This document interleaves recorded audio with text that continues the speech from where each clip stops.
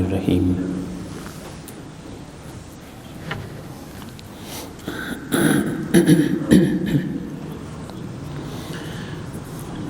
الحمد للہ رب العالمین والصلاة والسلام علی سید الانبیاء والمرسلین وعلی آلہ واصحابہ وبارک وسلم اجمعین۔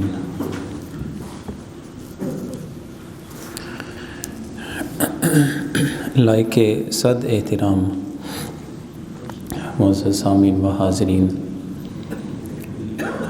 درس حدیث کی آج ہماری تیسری نشست ہے۔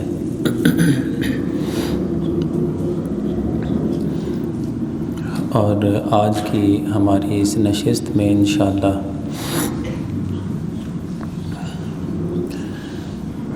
چند احادیث مبارکہ ہیں جن کا تعلق ہمارے ایمان کے ساتھ ہے۔ ان احادیث مبارکہ کو سمجھنے اور ہم جاننے کی سعادت حاصل کریں گے انشاءاللہ۔ پہلی حدیث جسے حضرت انس اور حضرت ابو ہریرہ رضی اللہ تعالی عنہما، یہ دونوں صحابی اور تمام لوگوں سے بڑھ کر محبوب نہ ہو جاؤں، اس کا مطلب یہ ہوا کہ اولاد سے بھی محبت ہے، ماں باپ سے بھی محبت ہوتی ہے، جو لوگ ہیں مختلف انداز ہیں محبتوں کے، لوگوں سے بھی محبت ہوتی ہے، لیکن حضور صلی اللہ علیہ وسلم کی محبت اپنی اولاد سے بڑھ کے ہو، ماں باپ سے بڑھ کے ہو اور تمام لوگوں سے بڑھ کے ہونی چاہیے۔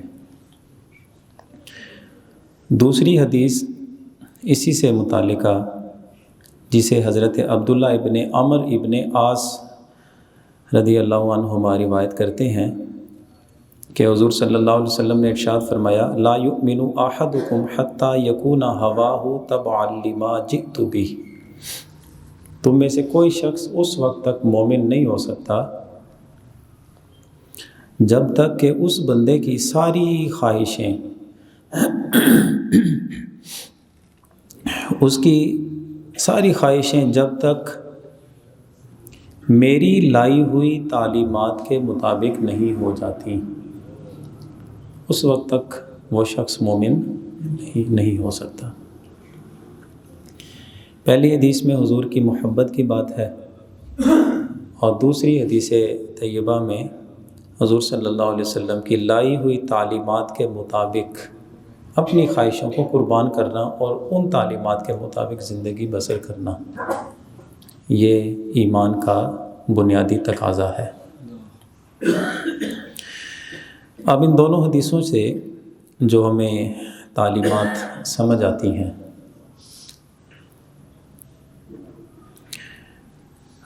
ان کی تھوڑی سی وضاحت میں عرض کرتا ہوں۔ دنیا میں ہم جو جیتے ہیں نا، تین قسم کی محبتیں ہیں جو ہر بندے بلکہ ہر مخلوق کے اندر ہوتی ہیں۔ تین قسم کی محبتیں۔ پہلی محبت ہوتی ہے محبت اجلال۔ محبت اجلال یعنی ایسی محبت کہ جو آپ کے اندر دوسرے کی عظمت پیدا کر دیتی ہے، دل میں اس کا ادب ہوتا ہے، اس کا احترام ہوتا ہے اور اس کی عظمت بندے کے دل میں بیٹھ جاتی ہے۔ جیسے ماں باپ کی محبت ہے، دل کا ایک تعلق ہے ماں باپ کے ساتھ، اور وہ تعلق بندے کے دل میں اپنے ماں باپ کی عظمت ہے، ان کی عزت ہے، وقار ہے، یہ پیدا کر دیتا ہے۔ اس کو محبت اجلال کہتے ہیں، جیسے استاذ کی محبت ہوتی ہے۔ دوسری محبت ہوتی ہے محبت شفقت، یعنی آپ کے دل میں نرمی اور شفقت پیدا کر دے، وہ ایک دل کا تعلق ہوتا ہے۔ جیسے بندے کی اپنی اولاد سے محبت ہوتی ہے، اولاد سے محبت ایک ایسی چیز ہے، بندے کے دل میں شفقت اور محبت اور نرمی پیدا کر دیتی ہے۔ تیسری محبت ہوتی ہے محبت احسان، یعنی وہ ماں باپ کا تعلق نہیں ہوتا، اولاد کا تعلق نہیں ہے، وہ دیگر لوگ ہیں، ان کے ساتھ بندہ کو نیکی کرنا چاہتا ہے، چاہے خدمت ہو، چاہے مال خرچ کرنا ہو، چاہے ان کی کوئی ضرورت پوری کرنی ہو، اسے محبت احسان کہتے ہیں۔ اور یہی تینوں محبتیں ہیں ہر انسان کی زندگی میں اس کے ساتھ جڑی ہوئی ہیں، اور یہ فطری محبتیں ہیں، انہیں کوئی بندہ چیلنج کر کے نکال بھی نہیں سکتا۔ یہ تینوں قسم کی ماں باپ سے محبت کوئی بندہ نہیں نکال سکتا، اور اولاد کی محبت نہیں نکال سکتا۔ ایک معاشرے میں جو انسان زندگی بسر کرتا ہے، ایک دوسرے کے ساتھ جو بندے کے تعلق ہوتے ہیں، دل میں ایک دوسرے کا احترام بن جاتا ہے، احسان یعنی نیکی کرنے کو جی چاہتا ہے، یہ محبتیں فطری ہوتی ہیں۔ تو حضور سید عالم صلی اللہ علیہ وسلم نے ان تینوں قسم کی محبتوں کے بارے میں فرمایا کہ تم میں سے کوئی شخص اس وقت تک مومن نہیں ہو سکتا جب تک کہ اپنی اولاد سے بڑھ کر، جب تک کہ اپنے ماں باپ سے بڑھ کر، اور جب تک کہ ساری دنیا کے سارے لوگوں سے بڑھ کر جب تک مجھ سے محبت نہ کرے، وہ بندہ مومن نہیں ہو سکتا۔ اس کا مطلب بھلا کیا ہے؟ کہ حضور کی محبت ہر محبت پہ غالب ہونی چاہیے،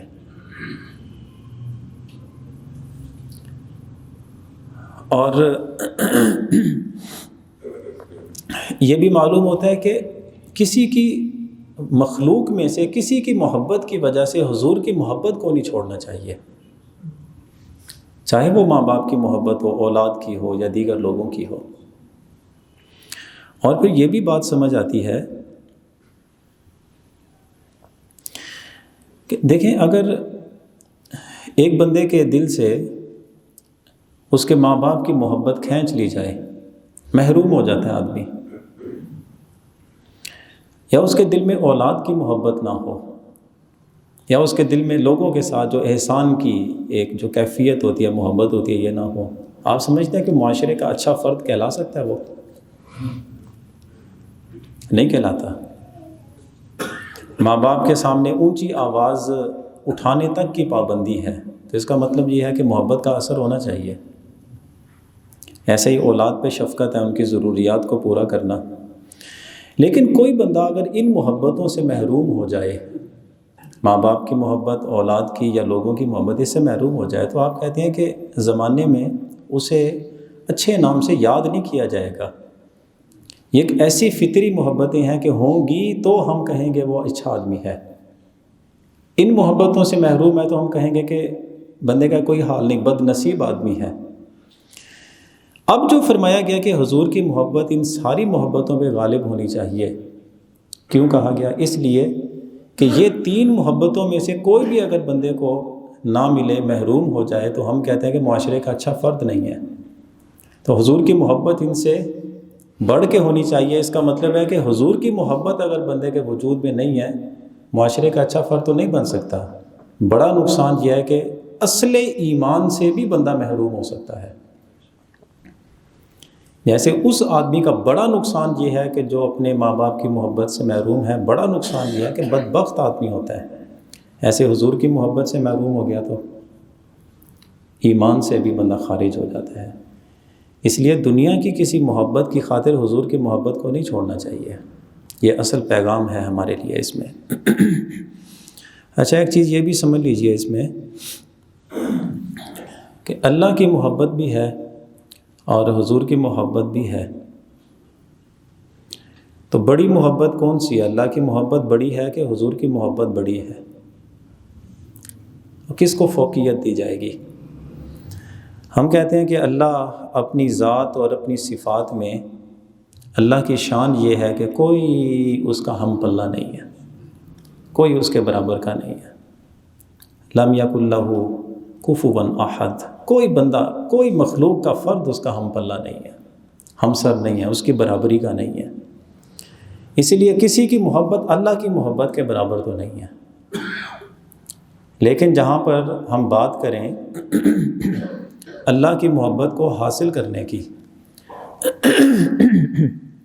تو ہمارے پیش نظر خود رب کائنات کا یہ فرمان ہونا چاہیے جس میں ارشاد فرمایا قل ان کنتم تحبون اللہ فاتبعونی یحببکم اللہ۔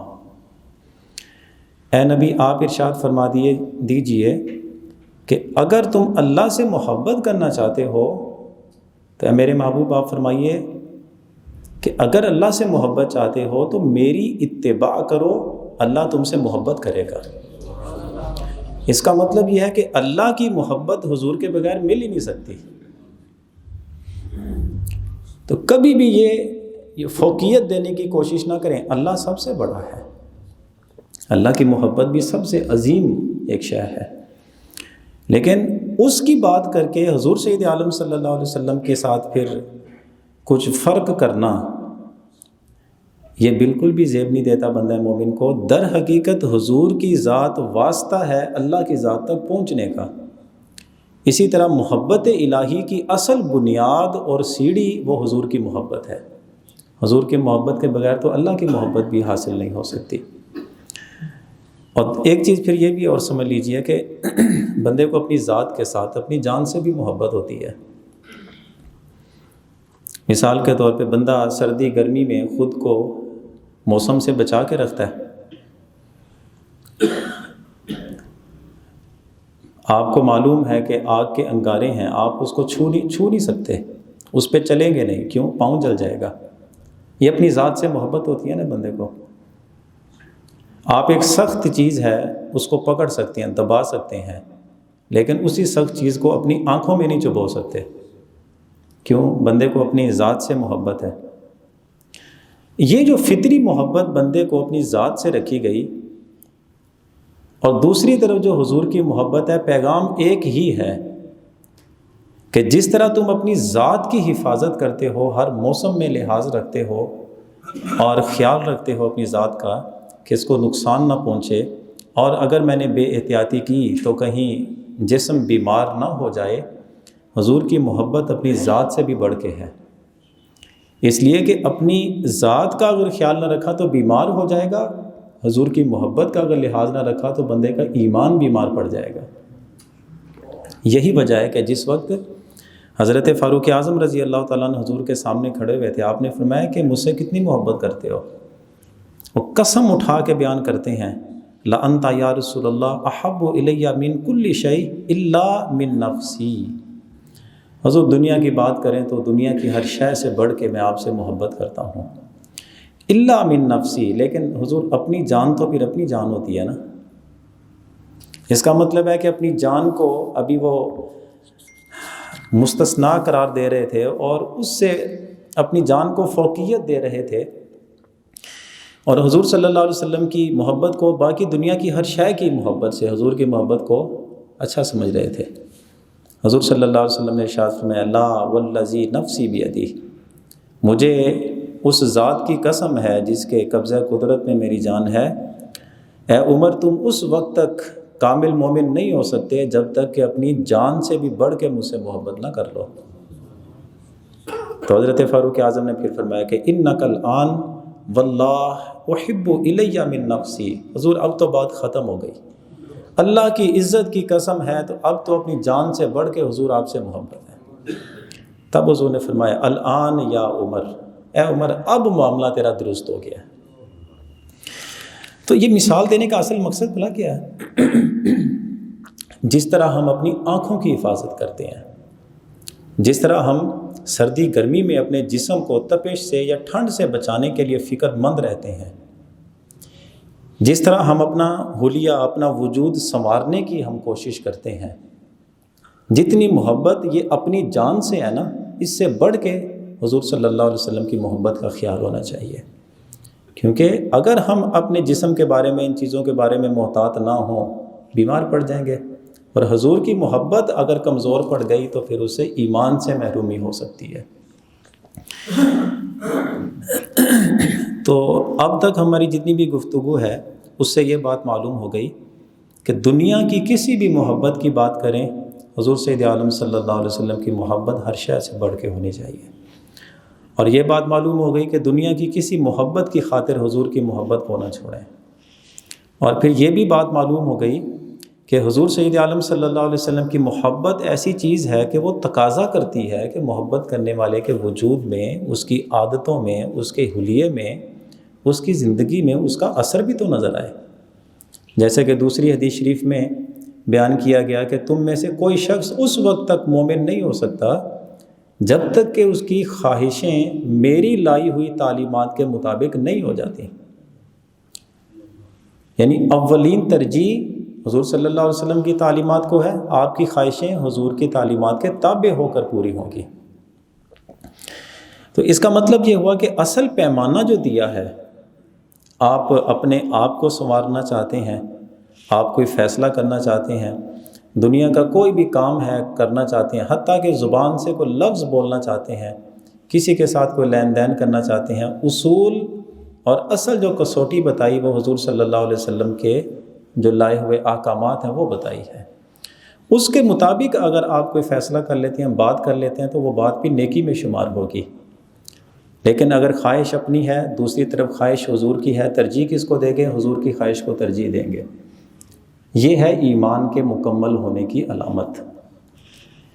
اب اگلی جو حدیث ہے اس کو سنیے آج ہی کے درس کی، جس میں حضور صلی اللہ علیہ وسلم نے ارشاد فرمایا، من سن فی الاسلام سنۃ حسنۃ فلہ اجرھا واجر من عمل بها بعدہ من غیر ان ینقص من اجورہم شیء۔ حضور نے فرمایا کہ جس نے ہمارے دین اسلام میں کوئی بھی اچھا کام شروع کیا، کوئی بھی اچھا کام شروع کیا، اب اس نے خود بھی اس پہ عمل کیا چونکہ دین اسلام کا کام ہے، اور اس نے اچھا کام سمجھ کے شروع کیا ہے تو اس کو ظاہر ہے اس کا اجر ملے گا۔ اب اس بندے نے جو اچھا کام شروع کر دیا اور اسے دیکھ کر بہت سے اور لوگوں نے بھی وہ کام شروع کر دیا، اسے دیکھ کر لوگوں نے اس کو فالو کیا، وہ بھی اس پہ عمل کرنا شروع ہو گئے، ظاہر ہے ان کو بھی اللہ تعالیٰ اجر عطا فرمائے گا۔ تو حضور نے فرمایا صلی اللہ علیہ وسلم، آپ نے فرمایا کہ اس بندے نے جو عمل کیا اور اسے دیکھ کر جتنے لوگوں نے آگے پھر اس پہ عمل کیا، اللہ جتنا ثواب سب کو عطا فرمائے گا اس کے برابر اس بنیاد ڈالنے والے کو عطا فرمائے گا، اور ان کے ثواب میں بھی کوئی کمی نہیں ہوگی جنہوں نے اس پہ عمل کیا ہوگا۔